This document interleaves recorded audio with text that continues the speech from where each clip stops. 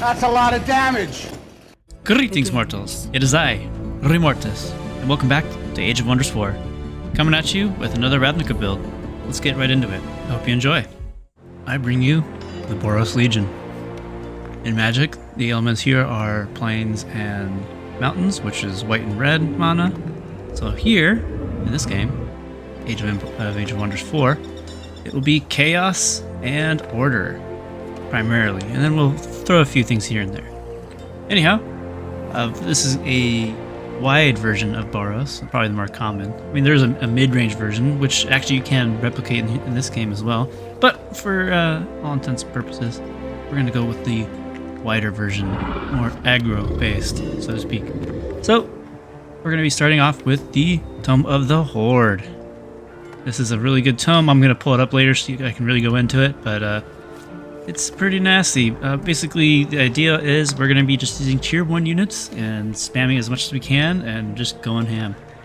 The other tomes that we're going to be getting to support this will be tomes that will give us some kind of damage bonus, whether it's like fire enchants or light based, because as long as we have all of our little units and we're going using all the enchanted damage, you'll see it's pretty nuts.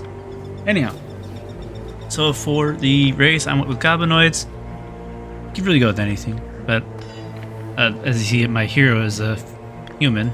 But anyhow, let's see here. So we're gonna have him start with keen-sighted, which will give him more accuracy and on the physical and magic attacks, which is going to be important. Overwhelm tactics. It says here at 20% crit, but it's actually 10%. It's just a free 10% chance whenever you're standing next to another unit. Easy day. Alright, now there's two different builds that I've been playing with. I feel like for this wider version, I feel like the high culture is so much better for this build, because they get this ability called Awakened on their units, which will give them extra damage whenever they attack. And not only that, but they will also get other abilities too by being awakened. In particular, the archers get like way better range, or accuracy, I mean. So the other build you can do with this is feudal, because they have a lot of really good talents and traits that will make it so.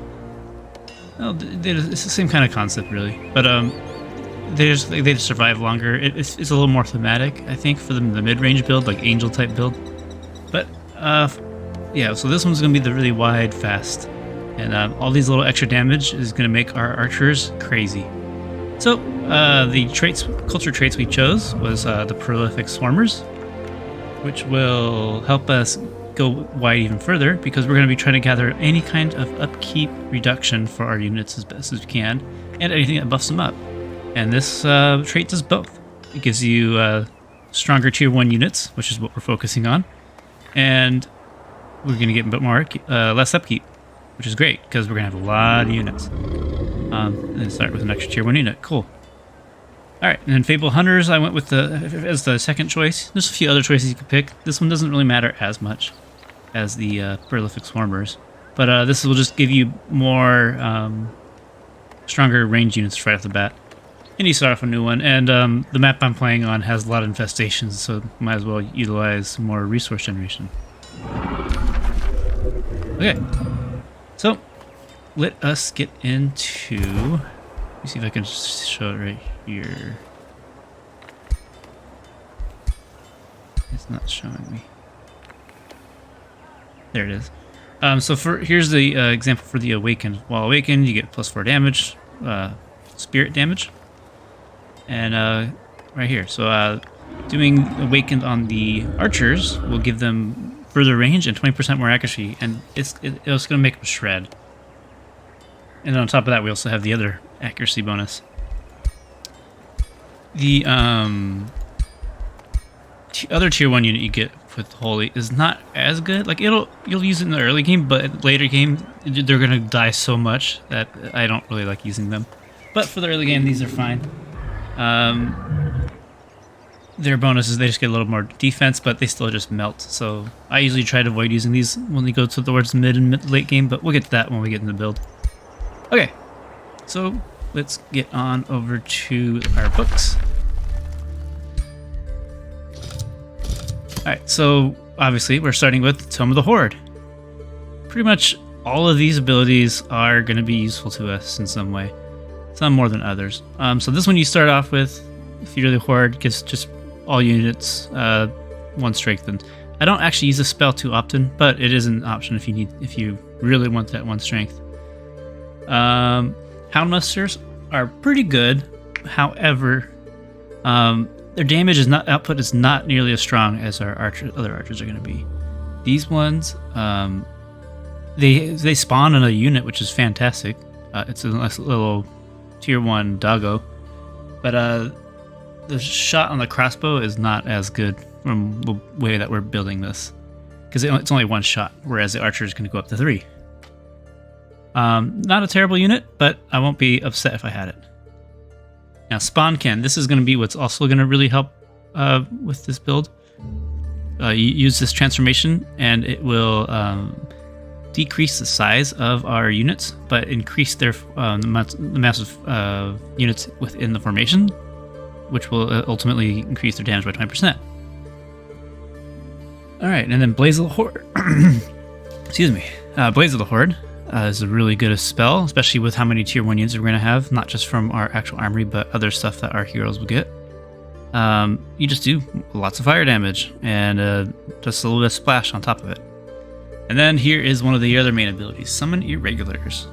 So you summon any tier 1 unit that you can create in any of your towns on the go, or on the fly. Say you're too far away and you need a new unit, or you need reinforcements, because most likely your dumb shield units are going to die, so you gotta use this to replace it. Okay. Summon of the Horde. Very, very good for this build. Alright, now let's go on to... so there's 2 options you can choose for the next tome. You can either go with Pyro, which is not a bad choice. This is, I think, what I ended up doing for my build. Pyro is fantastic because it's just going to give all your units extra fire damage. These other abilities, I don't really care about too much. This magma unit is really good. Not necessarily good, but like it's good in the sense that you can help spam it, because it just costs mana to make and then to maintain. Really good reinforcement unit if you're too far away from your town. And eventually they'll upgrade to bigger magma spirit, which is cool, but also kind of annoying if we don't have the mana to support it. Because a caution with this is, like, you might have a full stack of these little fire guys, and out of nowhere, after a few battles, you'll realize your mana is really tanking. It's because they evolved into the bigger fire elemental, and next thing you know, you're scrapped for mana. So Searing Blades, solid enhancement. You make all your little dudes do extra damage, and then that's also not including the Awaken bonus from when you awaken them, doing extra holy damage. And then Fiery Arrows, same thing. I would prioritize the Fiery Arrows over the Searing Blades, because your archers are probably going to be the main source of your damage. And then we got Ritual Pyre. This will help you maintain that mana if you go a lot of Forester enhancements in your capital, or any of your towns, really. And then you can give this ability to your hero as well.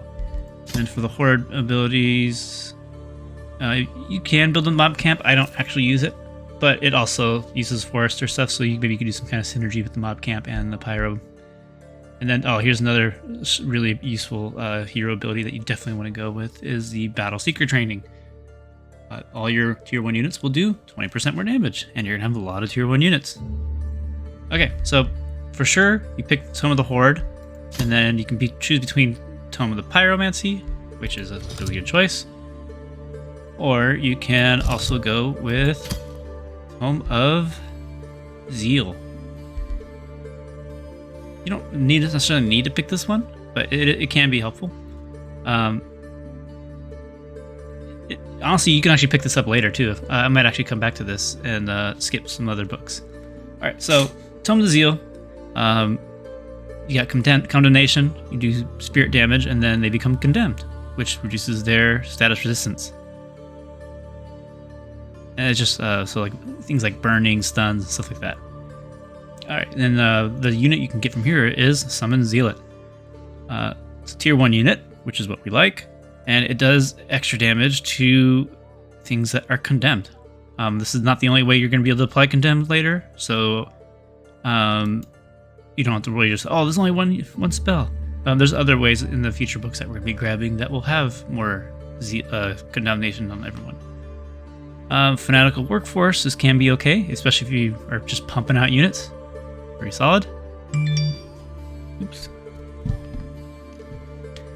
Alright, and Legion of Zeal, a solid ability, which will just always enhance our units to give more spirit damage. When any ability here gives us damage, we like it. And then Inspiring Chant, it's okay. I would not prioritize this one. So Condemnation and Inspiring Chant, I would not grab. Zealot and Legion of Zeal are definitely what you want, and then Fanatical Workforce, you can work into it. And then you got a nice little ability to just pump out more units quickly. So yeah, Tome of Zeal and Pyro, you pick between them. I went for Pyro, but we'll probably grab Tome of Zeal down later. Alright, since we're already on the order books, we'll go to the tier 2 abilities, and we will go to Tome of the Beacon. This is one of the main books that you're going to want to grab. Mostly because of this ability right here, Mighty Meek. What this will do, it will enhance all of our tier 1 units. As you can see here, it only affects tier 1. It will give them units the ability called Faithful, which will reduce their upkeep, and it will also tie into other tomes that we work with later. And then it just gives a flat spirit damage bonus. Fantastic, we like that. You can do the Beacon.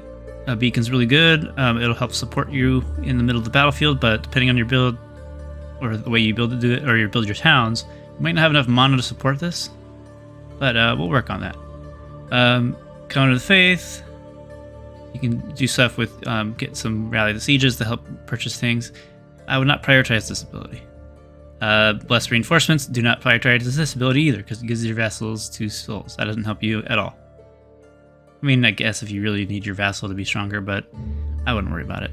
And then Summon Lightbringer, you can build this if you want. It doesn't really tie into the build since it's a tier 2 unit, but it is a very strong unit. You can might control people, and if you don't, you get them weakened. It's a really good unit, but not necessarily in our build. And then you have this Champion of the Faithful. You can pick this skill if you want. It's not amazing. Morale is good to have, but you'll eventually get high morale from just killing things. So yeah, Tome of the Beacon, really good for Mighty Meek. And that's pretty much all we really want from this. Maybe the Beacon as well. Yeah, definitely you want Mighty Meek. Alright. And then I believe... yeah, these 2 Chaos books you don't really necessarily need for this build. Let's move on along. I believe I went... here we are. So the other book that you're going to want, that I personally like using, is Tome of Artificing. What this will do, gives you a wide ability just to give all your units 30% crit chance, which is nuts. Because so not only will they have the 30% crit chance from here, but they'll have the 10% from the overwhelming forces, giving 40% crit chance just for that. And that's not applying morale bonuses either. And then the other thing from here you would want is probably the Iron Golem, just to help tank stuff, because even though it's not a tier 1 unit, it is a beefier frontliner, but they still kind of melt pretty quickly due to their stats. Just be cautious if you're going against magic users, because they have no resistance. But the other reason we want to get this Artificing book is due to this hero ability called Column Assistant. It'll start you in combat without you casting anything at all. It'll just give you a free tier 1 golem. Fantastic. They're not amazing, but hey, it's just another body, and it's another tier 1 unit, which will help stack with your other Horde ability.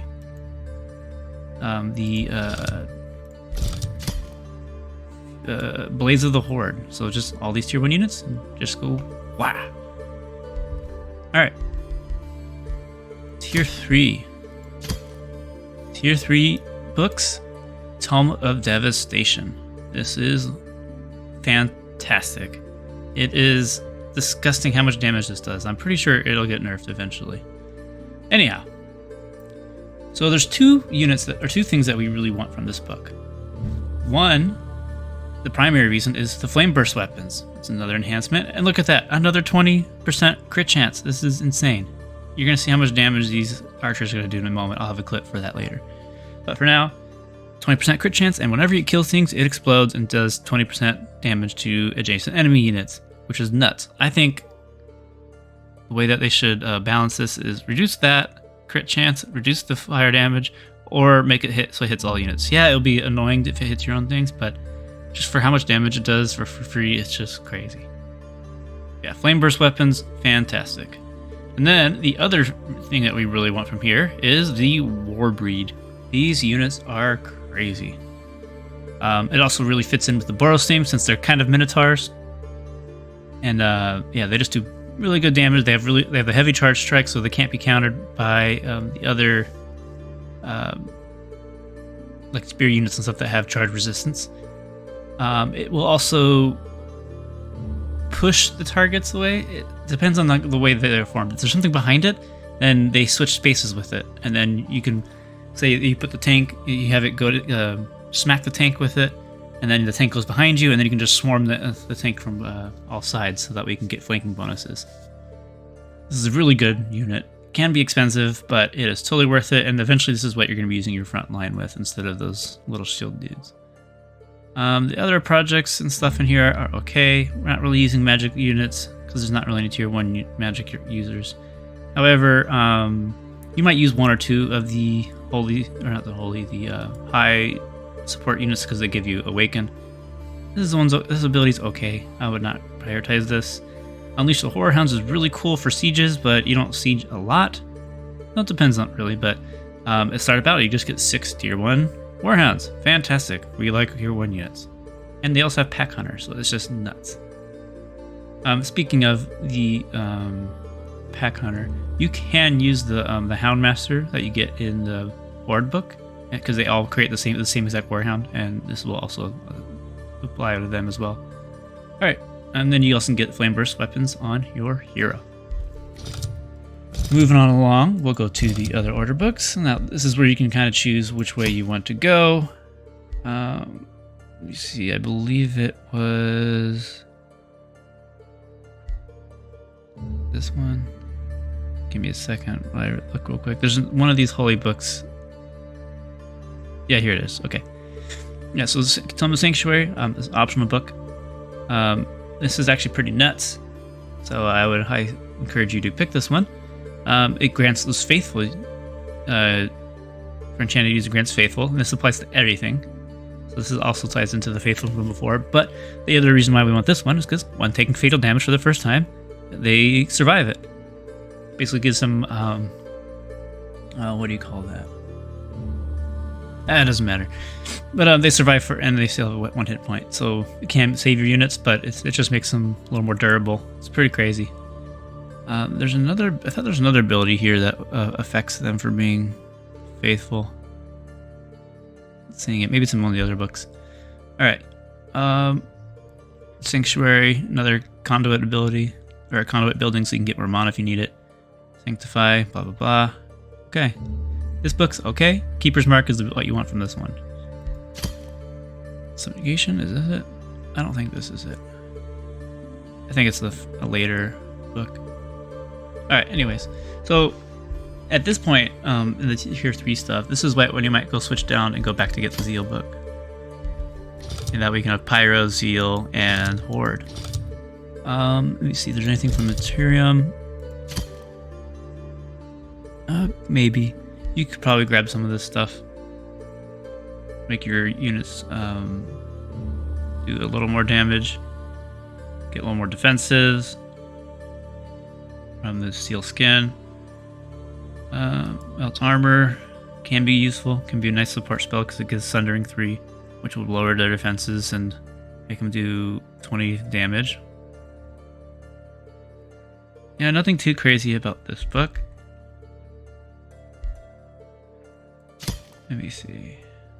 I think that's about it for tier 3 books. There's nothing really crazy that screams out to me. Okay. Let me just double check the Astral. I don't think there's anything from Astral that will assist us in tier 3. Nope. Not Shadow. Nature, maybe?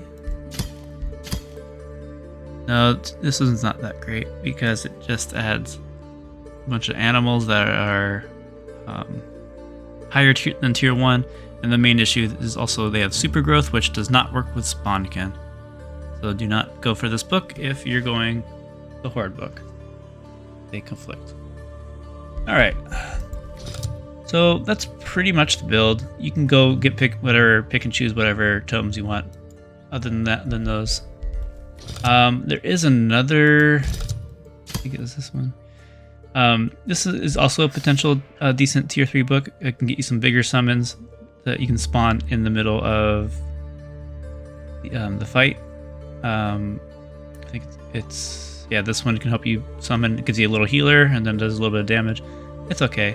But the reason why you might consider this one is not necessarily because of all of these spells and such. It's for this hero ability, the Wisp Familiar. But to get this skill on your hero, you need to invest in the magic portion. So I would not necessarily prioritize this book either. Anyhow, so that's what we want to do for our books. And then let me get into one of my games where I'm actually running this. I just want to show you how you want to build your hero. So you're going to want to focus on a lot of your support abilities.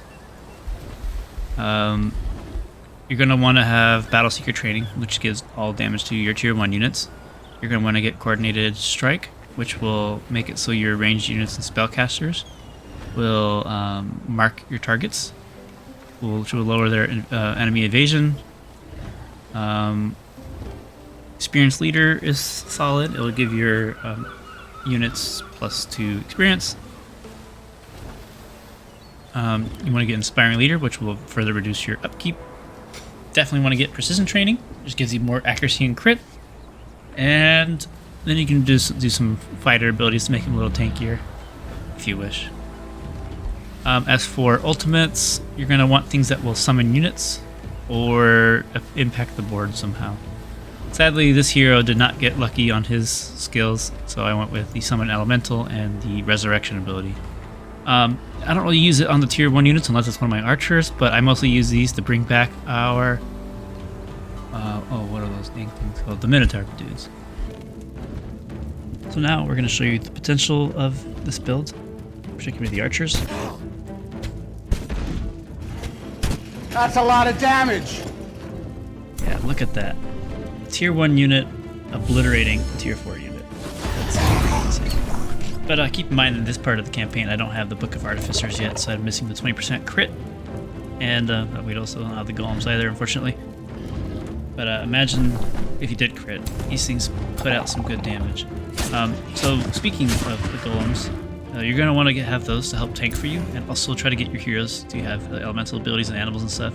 Because due to the size limit of how many of your armies of what you can bring, you're going to want those big summonables to help tank for your little dudes so they can do their damage. That is part of the weakness of the build, especially when you do sieges and such. But yeah, other hero abilities you're going to want is summon undead abilities too, just to get some stuff in there. But yeah, anyhow, so I hope you guys enjoyed this build. See you guys in the next one. If you'd like to see a more in-depth guide, please let me know. I could do a step-by-step playthrough so you can follow along as well. Be sure to like, comment, and subscribe for more. Farewell.